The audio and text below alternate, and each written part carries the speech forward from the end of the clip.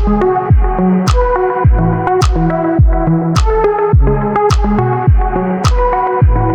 I'll do a quick introduction, then I'm going to have our panelists that are in the hot seat. So give a quick introduction and their company and about what they do at their firm. So I'm Uma Wilson. I'm with UMB Bank. We're based out of Kansas City, Missouri. We are about $38 billion in asset size. I'm the Chief Information and Product Officer. So thanks for the opportunity, and I'm looking forward to it. So Ben? Ben Bianchino, Director at Coupa Pay, which is obviously a part of Coupa, based in San Mateo, business spend management company, also based in Kansas City. Looking forward to the discussion today. Hi there, I'm Kristen Robertson. I'm the Director of the Account Management Team for Payments and Corporate Cash at Finastra. Finastra is the third largest financial services firm in the world, selling 95% of what it takes to run a bank from the front to the back of the house, built on a platform with open APIs and a marketplace for innovation. Before Finastra, I did come from Bottomline Technologies, where I spent 25 years as a strategic director selling into the world's largest MBFIs and corporates. So I have familiarity with both what the banking needs are as well as the corporate needs are for payments. Good morning, everyone. My name is Jeff Boyerstein. I'm with Bottomline Technologies. I lead our Paymode X product team. So Paymode X is a full invoice to pay solution, helps companies pay and get paid. I'm Craig Jeffrey with Strategic Treasury. I'm the managing partner. Our firm does consulting and advisory services to banks, corporations, and Fintechs. We also have an Inform arm where we publish a tremendous amount of material. We have a research part of the business. We do 12 annual surveys each year. And part of our media operation, we acquired CTM File. So if you have your phones and you're open to LinkedIn, please follow ctmfile.com. Well, thank you. Thank you so much. And this is going to be an extremely casual discussion. You guys have been in sessions the last 24 hours, and we have another 24 hours left. So you're going to be hearing through a ton of data points. But the goal of the discussion is to keep it more interactive. So if you guys think of some questions, just throw it our way or throw it their way, and they're going to answer. So we have some questions prepared. So I'll just start with the very first question, which is, what is a guidance or feedback you would give to corporates or banks in the things that they should be focused on for the next coming year or two? So I know that could be a lengthy, kind of a loaded question. The best way I would ask is if you could give that in 3-word choices. What comes to top of your mind for corporates and or banks? And this is for all the panelists. I would say automation, enablement, and directory. I would say strategic partnerships is how you'll innovate, win, and grow on both sides of the equation. Security, data, interoperability. I'm going to shift it to 3 phrases, if I can think of them, as end-to-end, security, and APIs. Well, the next question I would say is, what are the hot buttons with payments? What is changing most significantly? Because this industry, I think we've talked about this, in our ecosystem, we add more payment options. We don't take anything out of rotation.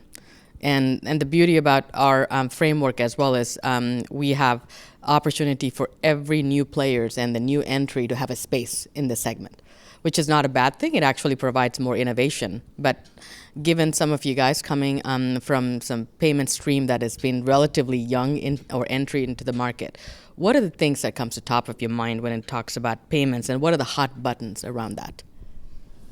One of the top ones I know for us is supplier adoption of what we offer, right? And that's at the top of the minds of our customers as well. So obviously they have lots of options. They have lots of people, some of us on the stage, right? Asking them to take payments in different ways, asking them to look at POs in different ways, send invoices in different ways. I think you raise a good point. I think you need to first, Uma, support the traditional payment types that are always been in the marketplace.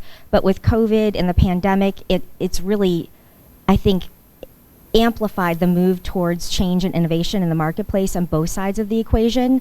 And there's so many market disruptions going on from new and innovative fintechs, and really consumers and businesses looking to change the way in which they do business. So really, embracing the innovation, looking at the new payment types, making it easier for your customers to consume your products by having the right partnerships with your banks for things like embedded banking as a service options, and certainly on the banking side, really keeping an open integration and approach so that you can have partnerships with the fintechs, because they could absolutely be disruptors to the traditional banking system as we well know it. I think, first of all, like the automation and sort of what I would call choice for different payment types is really critical to our customers. And it's something that you've got to have open for both the businesses that are doing the paying and the businesses that are receiving the payments, right? So enabling that choice is critical, and it helps with the other things that make money and data move, which is payment timing and discounting and financing, et cetera. The other, I think, really big hot button is security, right? And sort of, there's I would say, a myth that payments are naturally secure, and that's not necessarily true. There's a feeling, I would say, in the market that there's an expectation, certainly from our consumer lives as well as in businesses, that they are secured and that they're always perfect. And there's a ton of work that makes that happen, and there's solutions that make that happen, that security, and there's clearly fraud in the system right now. There's definitely a disadvantage being at the end, and never said many good things, but I would say complexity and transition. Complexity is there's new payment types, there's new systems, there's new standards, entirely new payment rails, and that has to be accounted for, and that increases the process of exchanging value. So that's a massive thing. I've heard some of that from everyone so far. The transition part is how do we handle that? How do we handle the changes with technology, everything from APIs to emerging networks and registries to concerns about fraud. I think this transition, as the end game is an end-to-end seamless process or straight-through processing that's enriched and fully featured. And that's I don't know if that's impossible, but that's the journey that we're going on. So those are the two things I would say.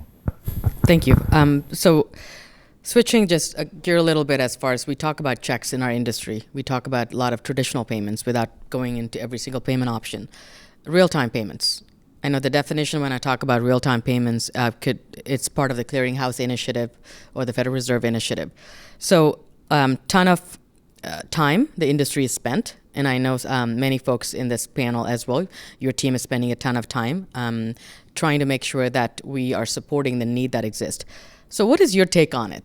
What do you think is going to be the success rate on the deployment of the real-time payments?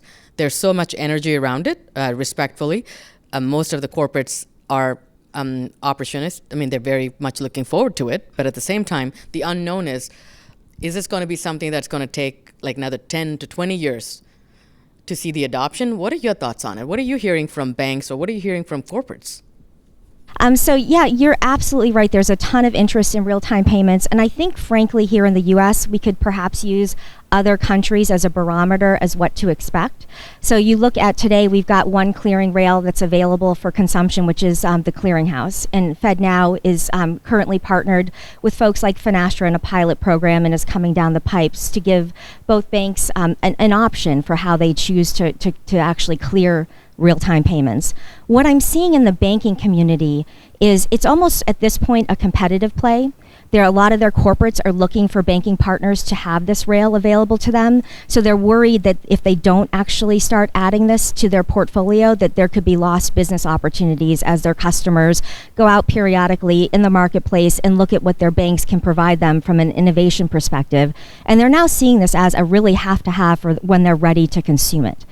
But I think what matters most is trying to figure out from the banking side, as well as on the business side, what exactly are the use cases for the outgoing payments? Incoming is kind of a natural progression. As soon as banks turn it on, they start receiving incoming payments. But how do you actually monetize that for your consumers and make it a market differentiator for them? So it really tends to vary industry to industry, vertical by vertical. So it's super important to understand from the bank's perspective where they want to target and grow their business. And from the business side of it, how could real-time payments make you unique in the marketplace? For example, I talked with a bank yesterday that focuses on education and working with government, basically school districts. And we talked about using real-time payments potentially to pay their substitute teachers that come in. So they come in, instead of waiting for a paper check or a payroll run, imagine if you could differentiate yourself one school district versus another by paying those teachers the same day that they actually show up. That would allow them to maybe prefer coming in for your school versus another if they have a choice. So that's just one example, and there's many more, and I think it's really important to think that through and to make it meaningful, because folks are looking to understand how it would impact their business and help drive adoption. I'll take that from a corporate perspective. So I think that in business-to-business payments, there's always going to be some lagging, right, in terms of when you start talking value proposition on real-time payments. Mostly because it's really real-time settlement in the B2B world, right? If you don't have a PO and invoice matched up, approved, ready to pay, who cares how fast the settlement happens, right? If that takes your company 7, 10 days, if you're doing it manually, are we just putting a Band-Aid on, what's happening on the front of your process? But I do agree from a B2C perspective or the example that you gave, those are huge opportunities. But I think on B2B, we got to figure out the front end of the process before there's like a true need for that real-time settlement is what I would call it. I love the comment on looking at international markets, right? If you look globally at payments, for a lot of reasons, there's other markets that have seen same day and real time, and it's much more common.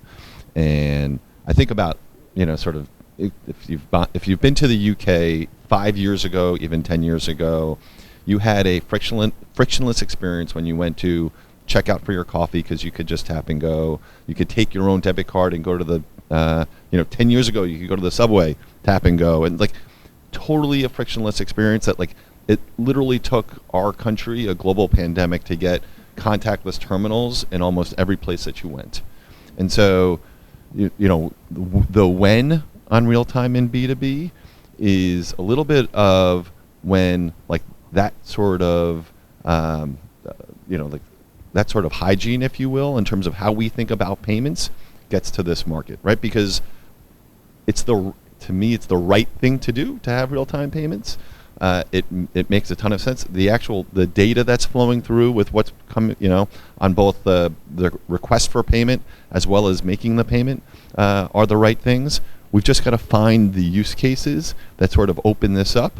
And today, it's we're in the world of you used to have to pay for your mobile app to be a solution, right? You paid your software that you got, it's if you wanted to get that same software in a mobile app, they charge you for it. Now you're what are you talking about? It starts on mobile and then it goes to the software. And so we're going to make that transition. There's this right now you're getting, you're paying for that real-time payment. At some point we're going to realize it's just hygiene, it's just the right thing to do, and real-time payments are going to grow in B2B and I think in the B2C flow. Yeah, increasingly, no one tolerates delay. Everything goes fast. There's nothing that goes slower. And there's an aspect of on the consumer side, you want everything instant, right? I have an account for my dad's account was at one bank, and my main stuff was at another bank. You need to transfer stuff. Well, wire transfers are a pain. Writing checks and driving to the bank or trying to get their app working to scan it. That's so 2005. Now it's you just Zelle, and all of a sudden it's like a wire transfer that happens instantly. But I think one point is interesting in this is that I would say on the B2B side is where is the weakest or the slowest link? You talked about, hey, there's this whole process that's 15, 18 days. You're going to speed the last bit up a day or half a day. That's a small fraction of it. But at the same point, that whole value chain or time chain has to be reduced. And so do we keep working on smaller parts? But I think speed is only, maybe we're off topic, but speed is one component, but the value of information and knowing what goes on is probably more important than, it's speed with other things. Speed with information, speed with knowledge and awareness and visibility. I was going to say, you're touching on that visibility piece, right? Which is let me know when I'm getting paid so I can manage my cash flow. right? Because the cash flow forecasting is what the customer is asking for. It's the pain point that they need to solve, right?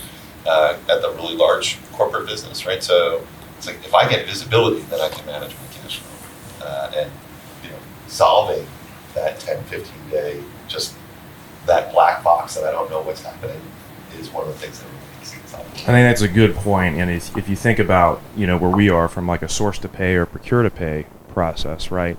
The payment can sometimes be a carrot, right? To get the supplier to exchange PO and invoice information electronically, right? So I think I could see RTP in that view from a B2B perspective of tell the supplier, hey, listen, we can do real-time payments with you, but this is how you have to exchange information with me. I can't get a paper invoice from you and still do this, try to do a real-time payment 7 days later when I, figure out what the payment was for.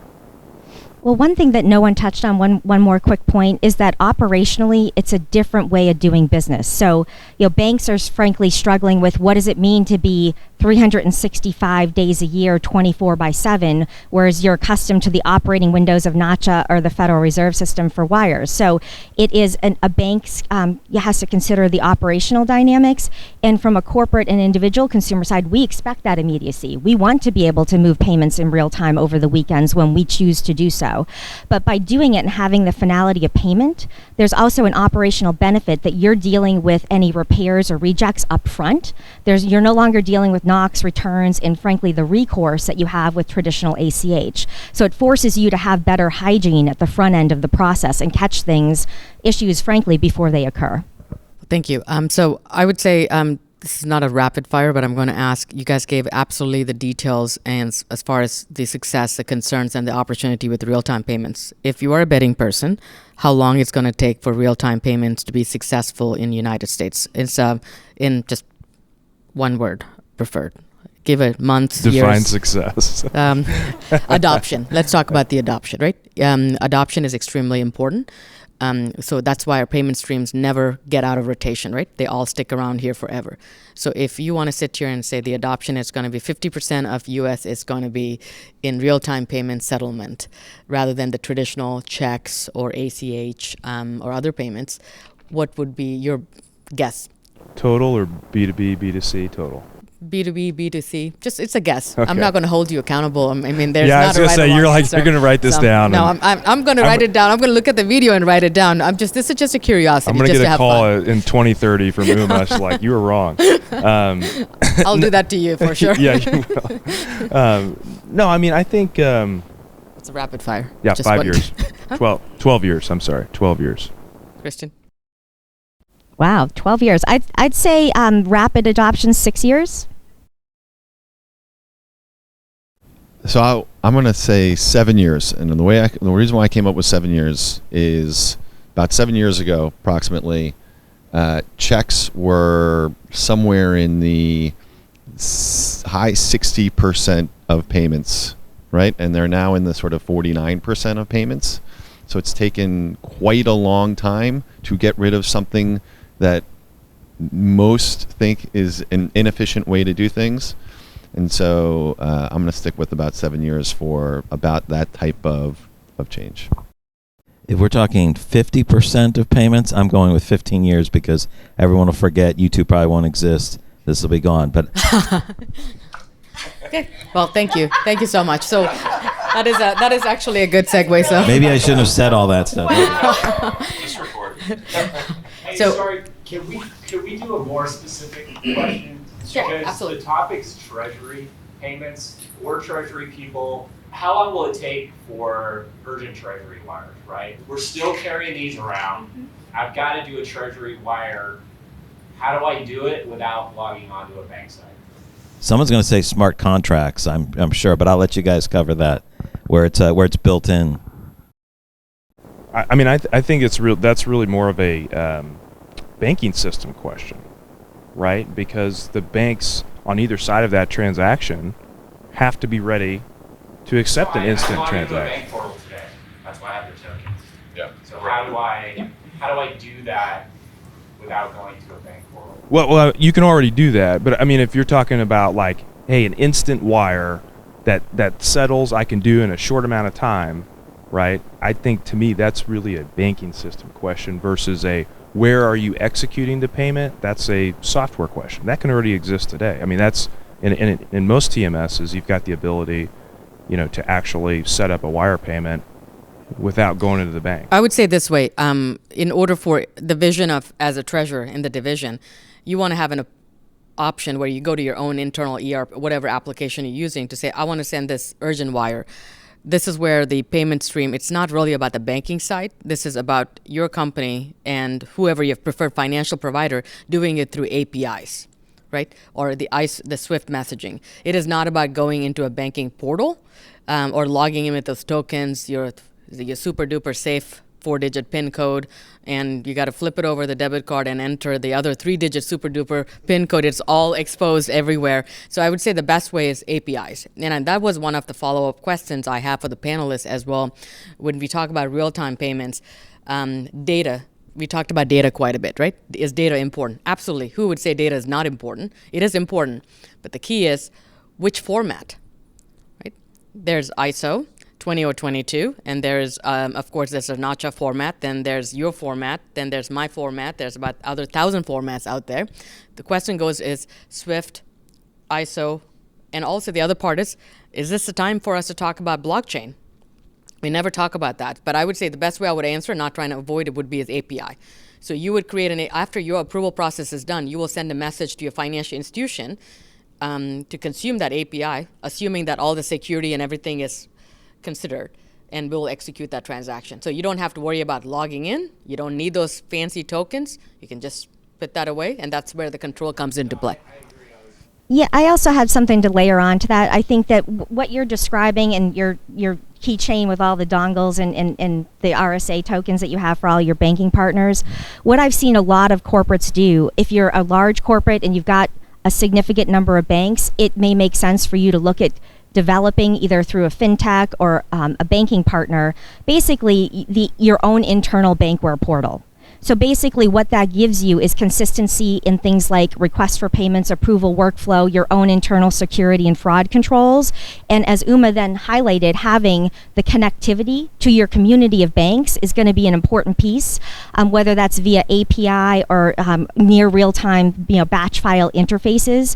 But they need to be chatty, meaning you send a request for a wire, you're getting the acknowledgement, you're then getting the final confirmation with the Fed reference number.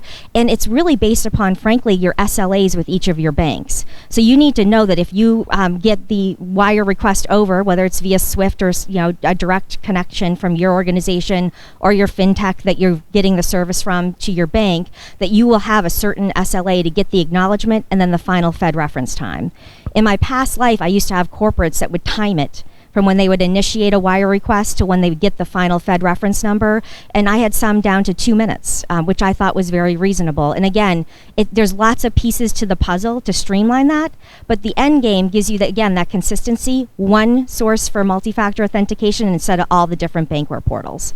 One of the things on that, part of that question is, if you think back, let's say 5 years, and we think forward 5 years, a batch processes for wires or other activity. There's some delegation of authority in a company. People are making approval on payments, which may be off system. Maybe someone signing a piece of paper after the fact, right? That happens at all companies, despite what it says in the audit report. So that occurs. So there's this internal audit process, and then at the bank there's delegation of authority and rights by people to receive it. And then what happens? There's a batch file that goes across that's controlled by an ID, a password, and some encryption that's set up on the system. So these two elements aren't talking. And so if there were something where you could have all the approvals that are tracked and locked in that the bank sees and can compare against their list, so delegation of authority matches the permissioning at the bank, then you have all of that. You don't have tokens because everything's signed, everything's tracked. So that's one item. So I would say while you have the discussion, can you share your thoughts about ISO 20022 and Swift? It took our industry about 10 years, right? We're in the journey in that long marathon that we're going on with adoption of Swift and the ISO side of the equation. So what are your thoughts as far as there's a lot of buzz around blockchain? I'm not talking about Bitcoin. I'm talking about distributed ledger, blockchain. Should folks in the room, should they be thinking about blockchain rather than Swift and ISO? Because we tend to focus on like the next 2 years, like looking out 5 to 10 years. Is that going to be the new payment mechanism or information we're going to be exchanging? What are your thoughts on that, Greg? I was hoping you were going to look at someone else, but I saw you looking at me. So I don't want to answer that question because I'm not sure, but except the first part. So when you say ISO 20022 and you say Swift, I would say, what is Swift? Swift is a network, for messaging, for payments. There's tremendous value in the network. That will continue. If it was all delivering messages with the old message type, that would be a problem. Even if it was just a channel for passing messages, using an ISO 20022 standard, that may not be enough to keep it going. But I think their plans and their development on a payment platform means that APIs won't necessarily take out Swift.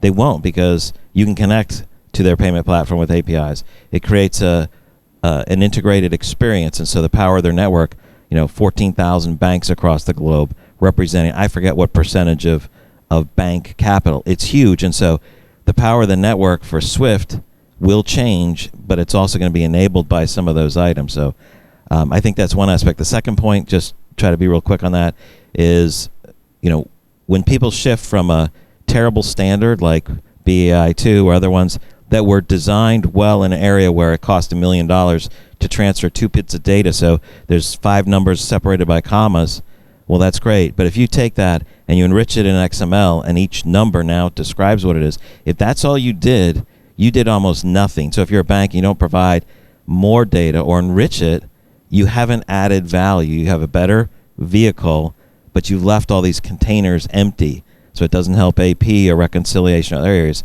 And so I think that's really the mix. And so if Swift does it, makes that change, that'll help it. And I think we need to think about that and change. The blockchain question is an awesome one, and like as a product guy, like I love digging into it. Should people be thinking about it? The answer to me is obviously yes, you should be thinking about it.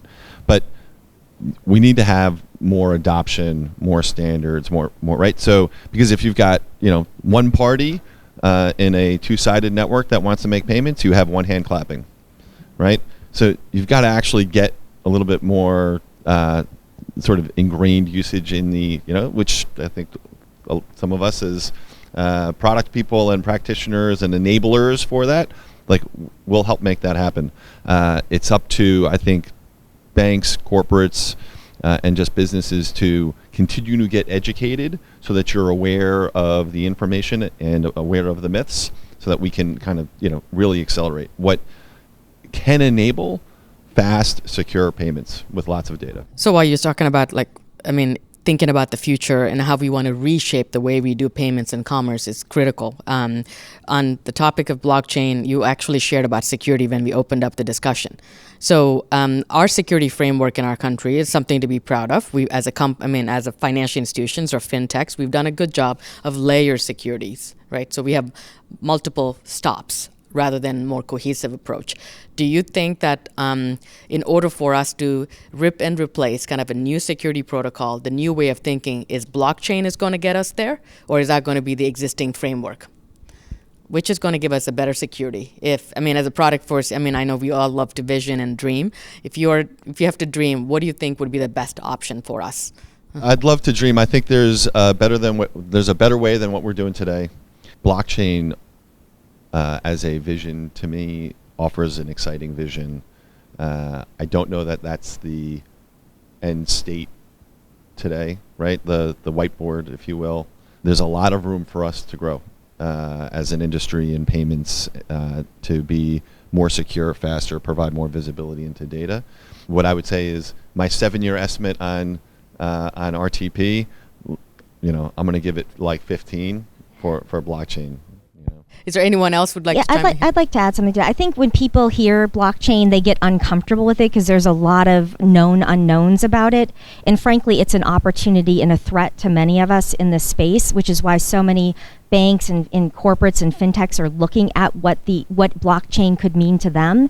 But don't assume when you say blockchain that it's necessarily open to everyone. There's a lot of folks looking at how do they develop their own blockchain really as a closed offering to a specific subset of folks.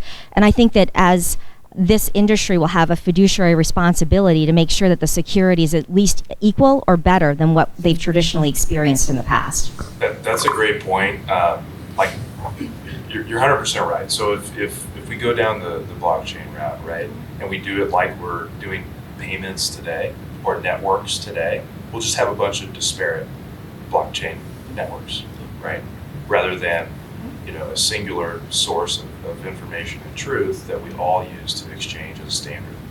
So that's a great point. That gets down to who owns the data. The data is going to be king in the future.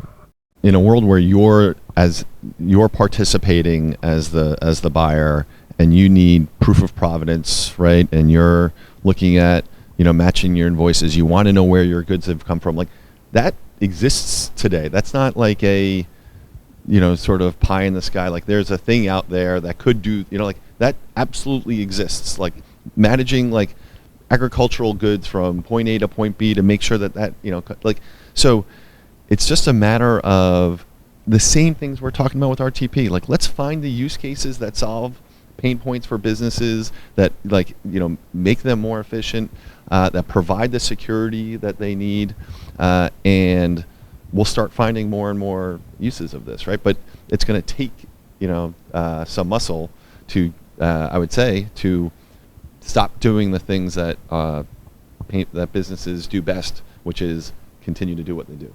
I think we are mentally prepared for blockchain, and I think COVID helped us a lot with that. So you think about signing agreements, this whole print, wet signature, mail it, then it became, okay, can we accept a scan, yes or no?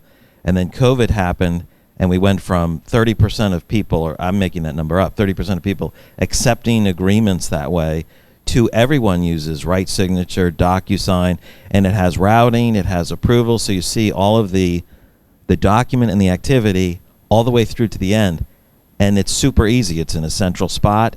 You can see the authorizations, and so we're prepared mentally. But are we prepared system-wise? I think that's the core of your question. That's part of the core of your question. It's like, do our systems support that type of flow? For the most part, it's no, and so that's another chasm. It's where we are systems to where we need to be systems, and there's a jump, and that's a change, and it's. We see that in every technology, and I think we see that in payments, and that's the hard point. That when you said 15 years, that might be how long it takes to change the tech. Mentally, I think we're really close to that. Technically, no. Well, there's like software tech, there's infrastructure, right? There's, you were talking about like, hey, are the banking systems ready for this, right? And all of that's it, right? So there's complexity for sure. So. But back to your question, like, should people be thinking about it? Like, where should we be? Absolutely. Like, let's, as much as we all can get informed, I feel like that answer is yes. Yeah. Thank you. And next question is my favorite question that goes to Ben and Jeff. Directory. We have a race for directory, right? There are a lot of directories out there. It's not that it's a bad thing. That's fantastic because that facilitates and fosters faster payment settlement and great way to bring two parties together. So that's fantastic. So at the same time, now we have also created this bifurcation of everyone have their own directory, right?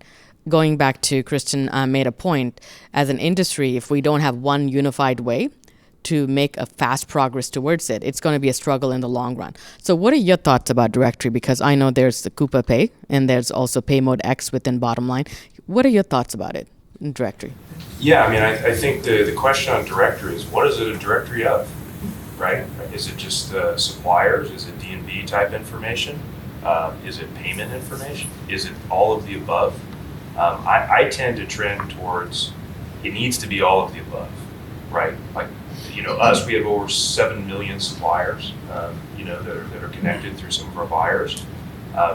We don't have all that information on every one of those suppliers, that's for sure. However, I think that's the way this industry is going. If you're not collecting all that information, do you really know that supplier? Are they really in your network, right? If you don't have that.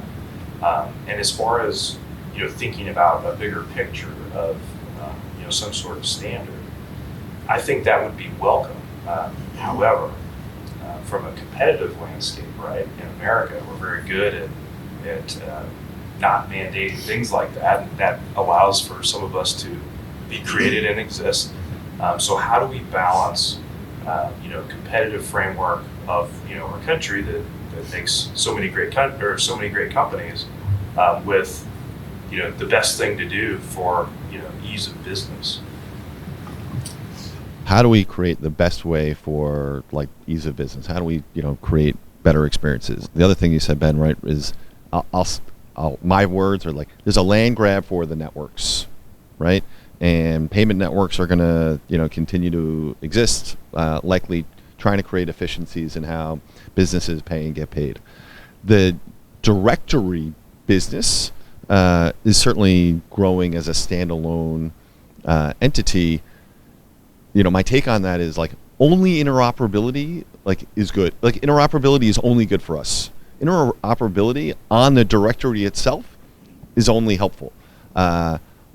Because if everyone's participating, everyone else gets the benefit. So as long as there's a mutual ecosystem that enables those directories to share information in what I'd call both a public and private way, right?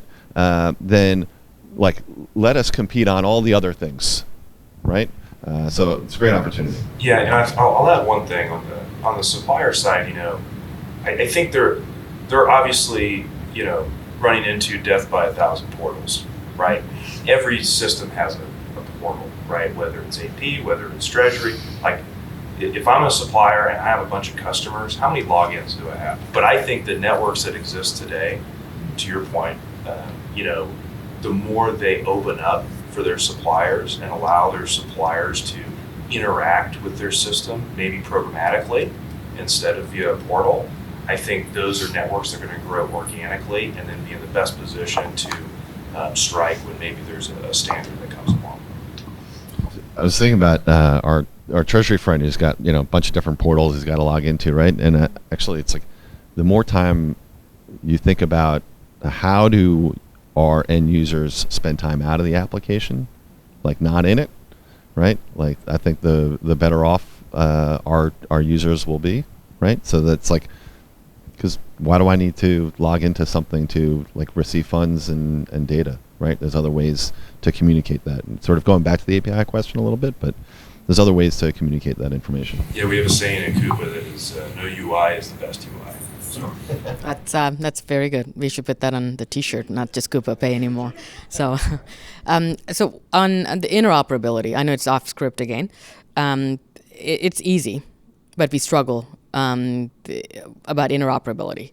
It is extremely very hard for us to get every party at the table to look at that one unified vision. So I'm going to ask Craig, given that you work very closely with corporates and engaging and consulting with them, what are your thoughts on interoperability? And if you have the power, how would you do it? Well, interoperability or embedded finance or open banking, open treasury, I think that's the power. I mean, you use the term interoperability. It's not just, what's the power of networks? How many people or end users are on it, and what you can do on it, and how you can enrich the experience. And so networks that can connect to networks will win. I don't think there's one central repository for all legal entity identifiers, all the rich information you said, that everything in one.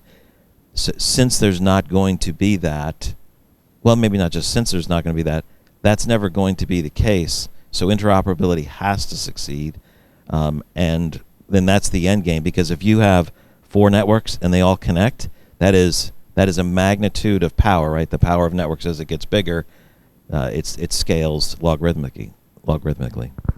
One thing to add that I'm seeing both on the banking side as well as the corporate is a push towards really open finance orchestration. So this kind of layers into the APIs as well as an expectation of both banks as well as corporates, whether through their Treasury Workstation or ERP partners, to be able to easily plug and play in a competitive marketplace the fintechs that make the most sense for their business. So that could be multiple different closed networks that we see with like Coupa and PayModeX.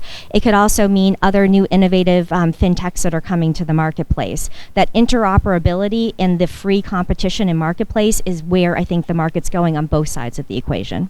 So, Kristen, while you have the mic, account validation, right? We talk about interoperability, directory, real-time payment, settlement. Can you just give us your thoughts on account validation and how important that is?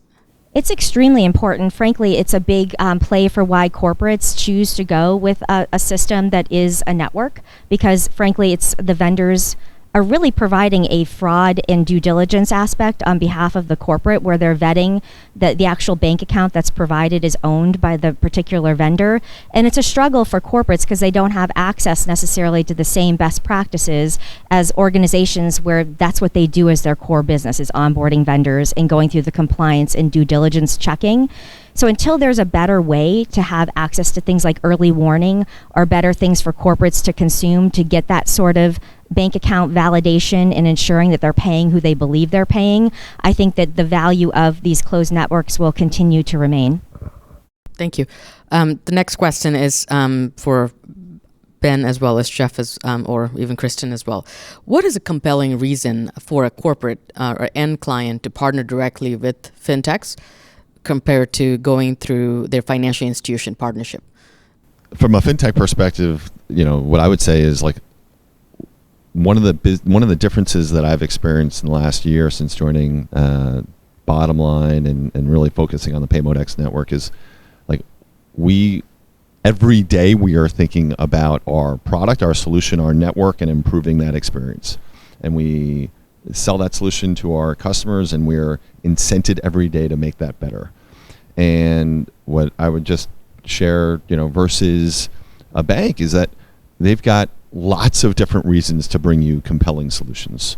And we are sometimes one of many of those solutions for that bank to resell. We like when we're partnering with our banks that we're, on the front lines, right? So we're helping that bank deliver everything end to end, because that's how we're delivering the best experience for our solution, whether it be direct to corporate or in partnership with our bank. And because of that, it's like the absolute best experience of what we can deliver for PayModeX, which is full invoice to pay, AP automation, account validation, security, etc. So partnering with us means you're getting like the purest of PayModeX versus, in some cases, and I will say this more broadly in terms of fintechs, in some cases you've got a reseller example, and that bank is trying to resell a product that could be like, if you will, washed a little bit from its pure sense. So, that's not the go-to-market approach that we take. We like that pure sense end-to-end, whether it's through our bank channel partners or even through us direct. But that is a risk, right, in terms of getting the best experience. So I think it's also super important to understand from a corporate's perspective, and we also see this on the banking side as well. There's a big push to try to reduce the number of vendors that you're partnered with. It's expensive to onboard a vendor. It's expensive to do your annual risk reviews of those vendors. And frankly, when you look at some of the fintech profiles, a lot of them are smaller startup type companies. The benefit of choosing to partner with your bank to consume these new innovative fintech solution sets is that frankly you're relying on the bank to have done the due diligence and to provide you with that extra level of security, that it's a product that's been well vetted, and again you're consuming it under your bank's paper. So again, you're not bringing on the vendor, having to maintain the relationship, do your own risk and mitigation of consuming innovative fintech solutions. There's if you will, a stereotype that sort of says like, look, you've got to work with the fintechs because they're, more innovative. It's like the banks are innovative, right? Like they've got loads of smart people, right? Lots of banks. What banks struggle with that fintechs offer, and it goes back to like that area of focus, is speed. It's just the speed at which a lot of fintechs can work versus the speed at which banks can work. And it goes back to it's because they've got things like compliance. It's got things like they've got a little bit more regulation, that all of these things come into play. And so, it's not that necessarily the fintechs have more and better ideas. It's that when those ideas come, we can move, right? And we can enable banks and we can enable corporates to move faster. I think there's even a macro discussion there on from a fintech perspective, just what our shareholders expect, right? The speed of innovation, the sales targets that they expect from a growth company versus a bank. Doesn't mean that either one is right or wrong, right? It just depends on what type of product and service you're looking for. Yeah, banks have capital, which is pretty important for businesses, and then they have a long-term relationships. So institutionally, they have longer relationships with their customers over long term, and so it's very symbiotic what goes on between those two. So this last question from my seat would be the behavior of consumer, right? So there's always the chicken and the egg concept, which comes first. Who's going to drive innovation? So, Craig, what are your thoughts about what can we learn from the consumer payment experience and the business payments journey, right? Which is going to be taking the lead? I mean, in the next coming years, is consumer payments is going to be the drivers that's going to drive innovation? Their business is going to be a fast follower, or is that going to be the business that's going to be driving that bus where consumers going to hop on it? What are your thoughts on it? Yeah, I need to set this up so I don't get slammed by the other people on the panel, or maybe there'll be some support, but it's what's happened so far. Innovation comes from consumer side and bleeds over. There's the increased expectation. You know, we talked about the speed of payments. I think 2 or 3 years ago, the AFP Pinnacle Award here was given to Uber because they were paying people 4 times a day. And we're like, 4 times a day? Why do you need to get paid 4 times a day? I guess because you can. And, you know, you get coffee, you do a ride, you get it, you can fill up your gas tank. And it's like, okay, that's interesting.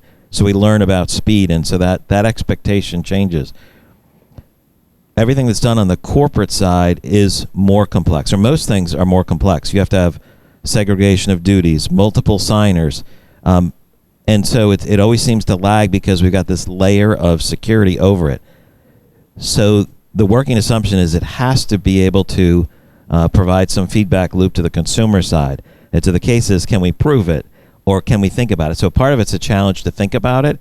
And so that's one way of defending myself in the front. But I also want to say a couple things. So before I get chewed up on this one, but it's like they're ready and they're going to go through it. But security is one feature. Corporates are way better on security because they have larger sums. They're learning and experiencing security better. That's one. The second is the richness of relationships between businesses, the business-to-business relationship, and the relationships with their banks, and the relationship with the fintechs. There's more data. There's more information. If data is king, as someone said here, I can't remember who said it. She said data is king, cash is king, data is king. There's a whole bunch of royalty here. That the richness of the relationship of the supply chain, of supply chain financing, of business processes, that extra data, the ability to use and leverage that for relationship has to bring about some results that could influence downstream, because it's like the power of the network. It's how big it is. There's an exponential factor. There's an exponential factor of data, and we have to find out what that is. And so my challenge to anybody else who speaks against that is, are you not creative enough? So, on the East Coast, if you drive down the highways, you put RFID tag on your, and now, without any toll booths, you can make payments at 65 miles an hour, right? And there's not through the toll booths. There's no more toll booths.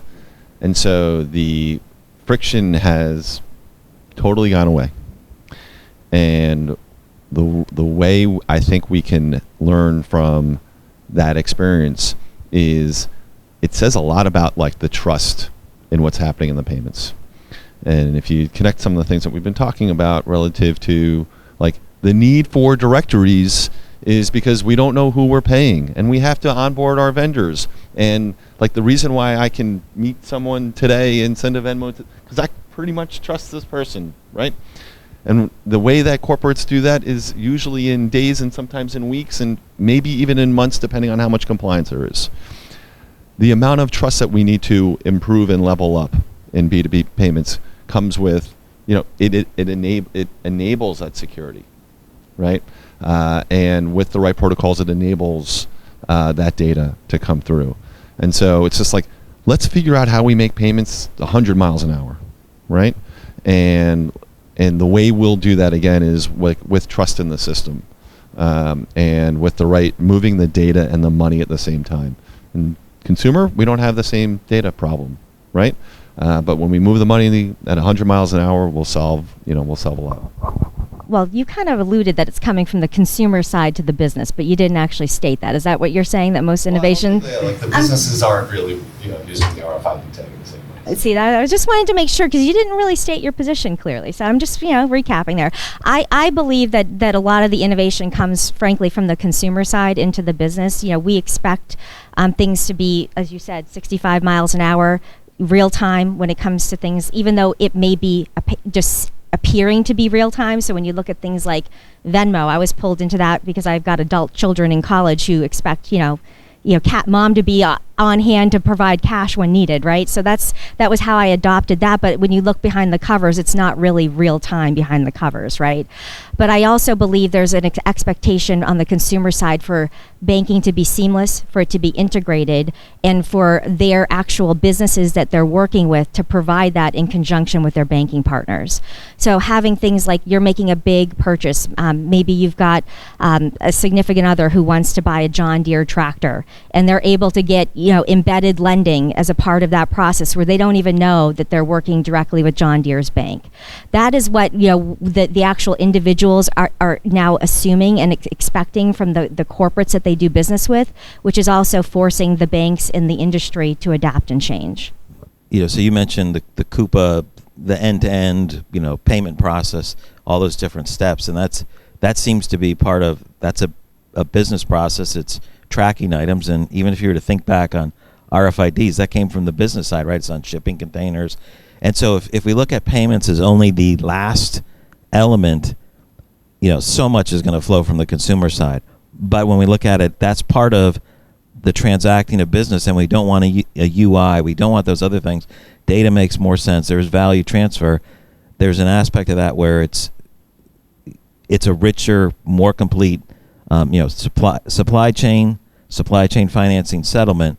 There's more opportunities that are there, and hopefully some of them will flow over. I'm trying to figure out the car and toll booth thing to come back at you, but don't have it right now. Well, many thanks to the panelists. Thank you so much. Really appreciate it. And I think this has been an engaging conversation. So I really appreciate it. And many thanks to you guys for joining us this morning as well. Thank you.